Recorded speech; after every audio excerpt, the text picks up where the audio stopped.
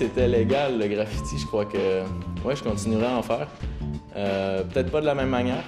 Je prendrais probablement plus mon temps. Mais vu que ça arrivera probablement jamais, je peux me dire que je vais continuer à faire quand même du vandal. Tu sais, c'est ce que j'aime. Je dois avouer que quand j'étais jeune, j'ai fait un peu de graffiti moi-même. Je comprends très bien la motivation d'un jeune qui veut défier l'ordre établi, mais en même temps comme administrateur public, je ne peux pas cautionner des gestes de vandalisme qui abîment nos beaux bâtiments patrimoniaux et qui enlaidissent trop souvent l'espace public. Je pense que c'est essentiel que les administrations publiques aient des programmes d'intégration des graffiteurs pour éviter que le graffiteur soit justement marginalisé et soit criminalisé. Les jeunes graffiteurs sont des citoyens et il faut leur donner un espace pour s'exprimer.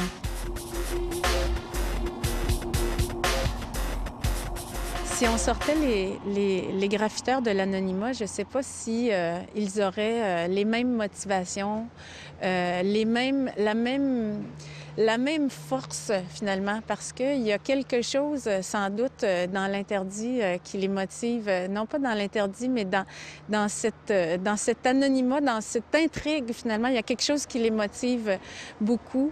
Et puis, évidemment, de par le fait de l'anonymat, de l'interdit, bien, ça les amène vers quelque chose de très fort. Alors, s'ils le font volontairement et aux yeux et au su de tous avec une approbation, est-ce qu'il va avoir cette même énergie? Je ne sais pas. Alors, Au niveau du plan d'intervention de la Ville, avant 1996, c'était basé beaucoup sur la répression. Le tag, le graffiti, c'est quelque chose d'illégal, c'est du vandalisme, il faut les arrêter. À partir de 1996, il y a eu une fonctionnaire qui a été attitrée au dossier graffiti avec une ouverture sur comment travailler avec les jeunes pour leur donner des moyens positifs d'expression. Et ça a duré de 1996 à 2000. On a pu créer avec cette fonctionnaire, Nicole-Sophie Villot, des murs autorisés, entre autres. Malheureusement, en 2000, quand M. Tremblay est rentré, on a tabletté la fonctionnaire, on a coupé les budgets, et là, on est tombé dans un vide social. You know, I heard Rob Ford on the radio the other day talking about the good things he's done and stopping graffiti. And it's like, it's not making sense to me. Like, right from jump, we heard that there's a war on graffiti. And the war on graffiti was to hit up the business owners and let them know to take down whatever graffiti's on the wall within, say, 7 days. Or else you'll be billed by the city, and that will come out of your property taxes. So that doesn't sound like a war on graffiti. It sounds more like a war against the small business owners. What I understand is that there's a ton of money that's being spent each year for graffiti removal, which is great for certain areas and awesome. But what sucks is that it almost seems as though there was a platform in which to attack the art form without studying what the art form was. So this is the problem. This mayor has about as much hope of getting rid of graffiti as he does of getting rid of prostitution. Graffiti's been around for, a few millennium. And what does he mean by graffiti? I mean, one person's graffiti is another person's mural, and saying you're against graffiti is like saying you don't like music. You might not like country music, but you probably listen to jazz or classical. So when you say you're going to declare war on graffiti, are you talking about tagging, or are you talking about what's in these alleyways? Are you talking about political slogans on the sides of buildings? I mean, one of the pieces when we had the debate at council that I showed him was a piece of graffiti in my ward during the election that said Ford for mayor.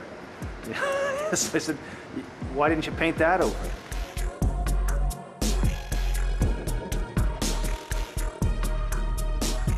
Bagnolet est reconnu effectivement comme un lieu précurseur. en tous les cas sur l'aspect, la légalité des murs et de l'utilisation des murs. Tous les murs ne sont pas légaux, mais il y a beaucoup d'espaces qui sont attribués et qui sont laissés, sur lesquels on laisse les artistes se produire, professionnels ou amateurs, hein, de toute manière.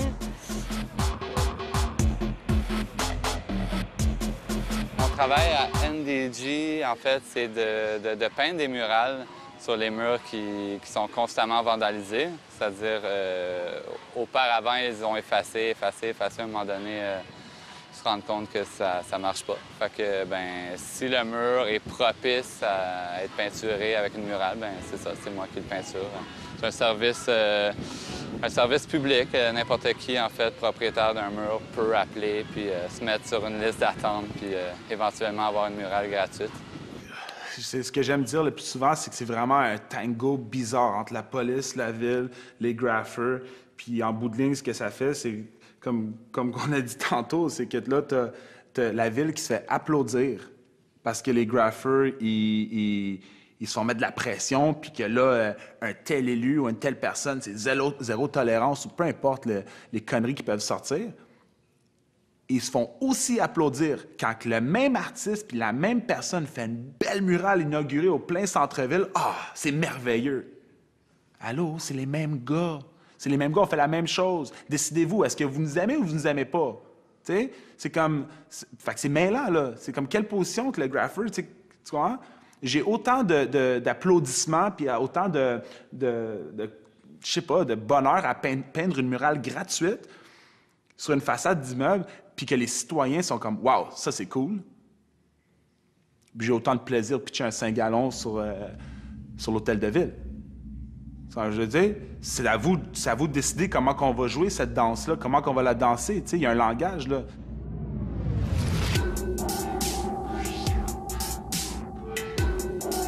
La ville soutient un programme d'embellissement de quartier. Puis nous, on a rentré dans ce projet-là avec une proposition de murale pour embellir le quartier, mais aussi pour créer une œuvre d'art.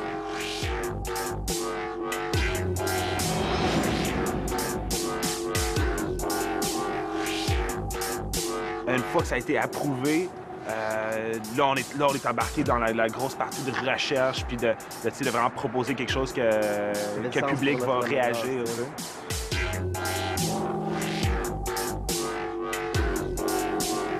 Ma position de base est que le graffiti est un méfait public.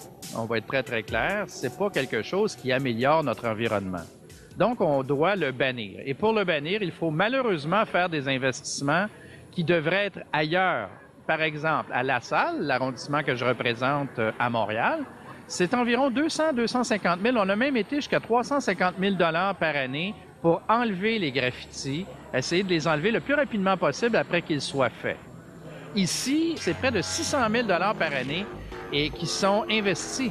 Cet argent-là qu'on met sur l'enlèvement des graffitis, on pourrait le mettre ailleurs et on devrait le mettre ailleurs. Mais il y a des façons positives aussi de voir ça, et c'est en faisant en sorte que les gens transforment des murales qui sont souvent graffitées en art public et où il y a un message positif et où on fait travailler nos artistes de façon positive.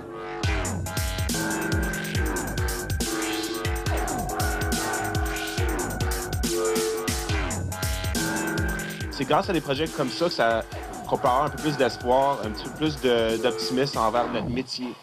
On essaie justement de prouver puis de montrer aux gens que même si c'est fait à la canette, même si c'est les mêmes outils qui sont utilisés pour faire du graffiti, c'est un médium, c'est la même chose qu'un pinceau et on veut en faire la promotion de ça et montrer notre talent.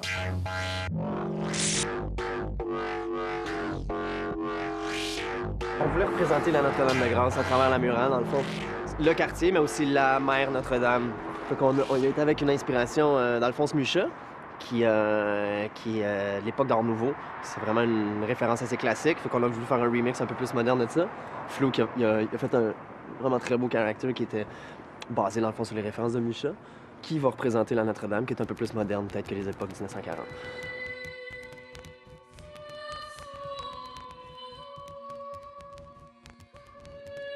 Tout a vraiment un sens par rapport à la murale. Les courges dans le bas, c'est pas parce que c'est l'Halloween, c'est vraiment parce que Notre-Dame-de-Grâce, avant, c'était un marécage. Puis les Descaries sont rentrés dans le quartier, puis ils ont fait leur fortune ici avec des champs de courges. Ça a vraiment été ça. La première vocation du quartier, c'était vraiment un champ de courges, une plantation. Fait qu'on on a voulu incorporer ça ici.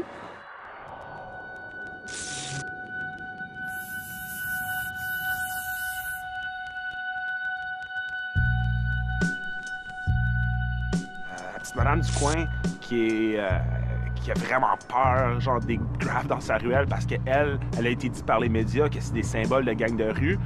Ben là, quand elle vient ici, puis elle est comme « Hey, c'est vraiment beau », puis là, on lui explique que nous, on fait du graph, puis cette murale-là est faite entièrement à la canette, elle y croit pas. Puis là, tu changes la perception petit à petit, puis là, tu commences à avoir un dialogue qui est un petit peu plus positif.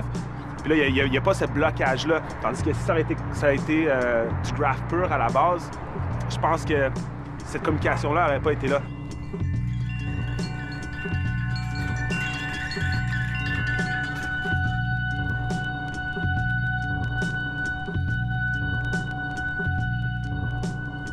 We're basically sitting at one of the last walls that the city allows us to have. I would say in the city right now, legal walls, there's only probably 2 or 3 legal walls. This is one of them. Another one's down near the train tracks on Venables. And there used to be a lot of places to paint and learn or just places to paint where you wouldn't get bothered necessarily, or it wouldn't get gone over. It would stay up. It would ride for, a week or month or longer than now. Nowadays, the city basically took most of those walls away. Like, they would literally go to the wall, whichever wall it was, a huge spot, and they would buff it all gray. It's a fantastic conversation when you say, what is graffiti? Is it art? Is it vandalism? Is it just expression? What is it? And that's what we talk about in Restart. But what we talk about is the difference between having consent and not having consent. It's about permission. So when a youth wants to go up and put his name on that Restart mural, we want him to identify himself with his legal name, with the name that we would call him on the street. I don't call graffiti writers by their graffiti name.